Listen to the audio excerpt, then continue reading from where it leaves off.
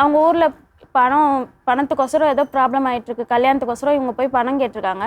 பணம் கேட்கும்போது அவங்க ஊரில் ஏதோ அவங்க சொந்தக்காரவங்க ஏதோ பிரச்சனை பண்ணியிருக்காங்க, இப்போதைக்கு எனக்கு வந்து தர முடியாது, நீ இது கல்யாணம் வந்து லேட்டாக பண்ணிக்கோ அப்படின்னிருக்காங்க, நீ என்ன தானே லவ் பண்ண, என் கூட வா அப்படின்னாரு. அப்படின்ட்டு நான் சரி நீ கூப்பிட்றல நான் வரேன்ட்டு நானும் போயிட்டோங்க மேடம். இப்போ நல்லா ஒரு 2 மணி வரைக்கும் ரோட்டையே சுற்றி காமிச்சார். சுற்றி காமிச்சிட்டு அதுக்கப்புறம் நீ வீட்டுக்கு போயிடு, நீ 2 மணி வரைக்கும் நீ என்னை ரோட்டையே சுற்றி காமிச்சிட்டு நான் எப்படி இவ்வளோ நேரம் இருந்துட்டு எங்கள் வீட்டில் என்ன நினைப்பாங்க, நான் போக மாட்டேன், என்னை கல்யாணம் பண்ணி எங்கள் வீட்டில் இட்டுன்னு போய் என்னை விடு அப்படின்ட்டு. எல்லாம் ஃபோன் பண்ண ஆரம்பிச்சிட்டாங்க காணோன்ட்டு.